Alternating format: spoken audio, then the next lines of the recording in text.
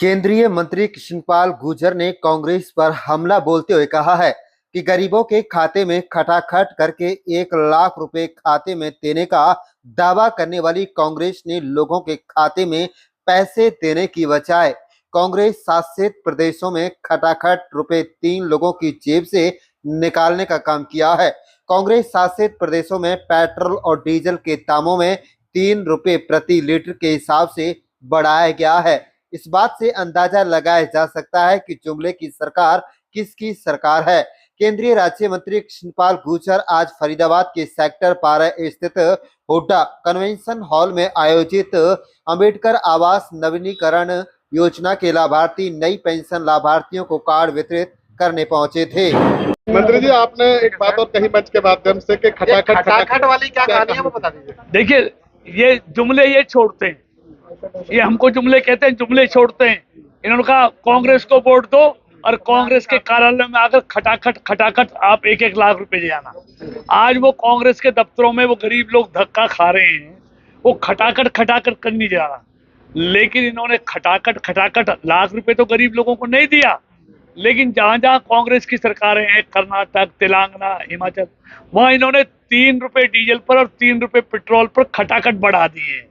मतलब खटाखट देने की बजाय खटाखट लोगों से लेना शुरू कर दिया। ये है जुमलेबाज। मंत्री जी, एक सवाल हो रहा है आपसे। कल जो अमित शाह जी के साथ बैठक हुई है, प्रदेश में 60 विधानसभा सीटों को जीतने का लक्ष्य रखा गया, लेकिन दीपक बावरिया कह रहे हैं कि ये एक और जुमला भारतीय जनता पार्टी की तरफ से दिया गया है। देखिए, मैंने कहा जुमला तो ये करते हैं, लोगों को क्या कहते हैं और उसके विपरीत करते हैं।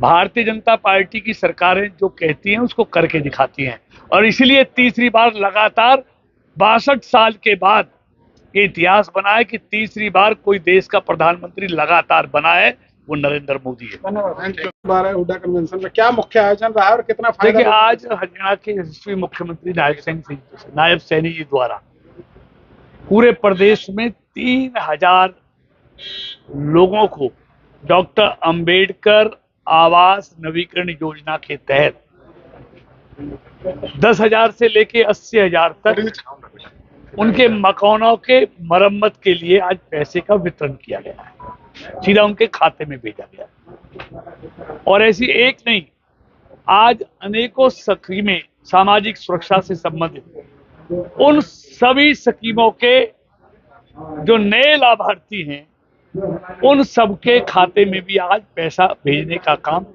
आदरणीय अपने नायब सैनी जी मुख्यमंत्री हरियाणा द्वारा किया गया है। चाहे वो वृद्धावस्था पेंशन है, चाहे वो दिव्यांग पेंशन है, चाहे वो विधवा पेंशन है, चाहे वो विधुर पेंशन है, चाहे वो अविवाहित पेंशन है,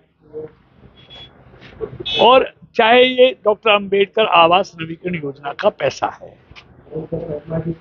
आदरणीय मोदी जी और नायब सिंह जी की सरकार ने इस देश के गरीबों के उत्थान के लिए अनेक योजनाएं बनाई हैं, उनको जमीन पर उतारने का काम किया है। और ऐसी एक नहीं, चाहे 80 करोड़ लोगों को मुफ्त में 5 किलो हर महीने अनाज देने की बात हो, 55 करोड़ गरीब लोगों का 5 लाख तक का मुफ्त में इलाज की योजना हो, 4 करोड़ गरीब लोगों को नए मकान बनाकर देने की बात हो, 10 करोड़ महिलाओं के लिए मुफ्त में एलपीजी गैस कनेक्शन देने की बात हो, चाहे 55 लाख रेहड़ी पटरी वालों को स्वनिधि योजना के तहत अपना काम करने के लिए 10,000 से 50,000 तक का बैंक से लोन दिलाने की बात हो, चाहे वो वृद्धावस्था पेंशन हो, चाहे वो ऐसे ही सेल्फ हेल्प ग्रुप हो, 8 लाख करोड़ का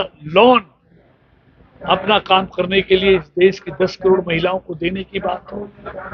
मतलब सामाजिक सुरक्षा पर पूरा फोकस मोदी जी और अपने नायब सैनी जी की सरकार का है, क्योंकि उनको सोचना है कि जब तक इस देश का गरीब आदमी मजबूत नहीं होगा, सशक्त नहीं होगा, स्वावलंबी नहीं होगा, आत्मनिर्भर नहीं होगा, देश कभी आगे नहीं बढ़ता। तीसरी बात कह रहे हैं कि 6,000 पेंशन करने वाले। देखिए, ये तो कहते ना, वो जब रंज दिया भूतों ने तो खुदा याद आया।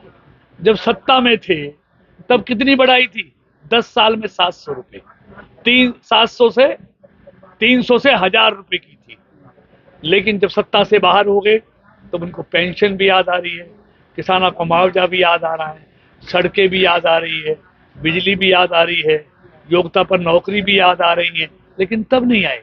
किसान लाठियां खाता था, जमीन लूट ली जाती थी, एक्वायर कर ली जाती थी, तो तब किसान याद नहीं आया, तब गरीब याद नहीं आया, तब पेंशन याद नहीं आई। ये बीजेपी की सरकार है, उन्होंने 10 साल में 700 रुपए पेंशन बढ़ाई, बुढ़ापा पेंशन, और हमारी सरकार ने 10 साल में 2000 रुपए तो बढ़ाए। ये कह रहे हैं कि हरियाणा विधानसभा के जो नतीजे हैं सरकार कांग्रेस बनाने वाली है। देखिए, वो कहते हैं ना कि नई नई बाल कहानी जजमान अभी आ गया, अभी चुनाव होने मालूम चल जाएगा। देश में भी ये कहते थे ये इंडी ठगबंधन सरकार बनाएगा। आज क्या हुआ? देश के लोगों ने तीसरी बार इतिहास रचा है। मोदी जी के नेतृत्व में पूर्ण बहुमत की एनडीए की सरकार कल देगी। अमिताभ भूपेंद्र आए, उन्होंने दावा किया कि तीसरी बार हरियाणा में बीजेपी की सरकार बनेगी, लेकिन इसको वो जुमला बता रहे हैं कांग्रेस वाले कि ये जुमला छोड़ा है। वो चुनाव में भी सबको जुमला कहते थे, लेकिन इस देश के लोगों ने दे दिया ना, इस देश के लोगों ने बता दिया ना, सारे दल मिलकर भी 234 पर रखे और अकेली भारतीय जनता पार्टी 240 सीटें लेके आई। तीसरी बार एनडीए को पूर्ण बहुमत की सरकार दी देश के लोगों ने, और इनको क्या दिया? ठंडन गोपाल।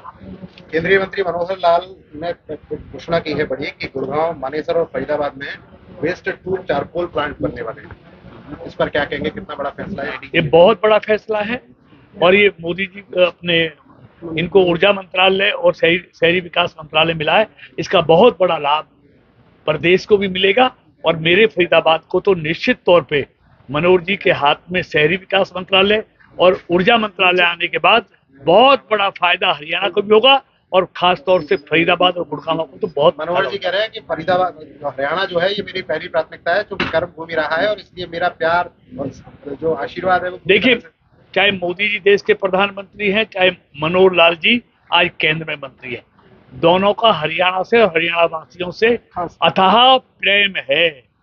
इसलिए उन्होंने कहा हरियाणा एक, हरियाणवी एक। उसको सिर्फ कहा नहीं, उसको जमीन पर लागू भी किया, और मोदी जी ने सबका साथ और सबका विकास उसको करके दिखाया है। इसलिए हरियाणा को उम्मीदें नहीं, उनसे बहुत अपेक्षाएं, और निश्चित तौर पर हरियाणा को बहुत कुछ मिलने वाला है। बहुत बहुत धन्यवाद।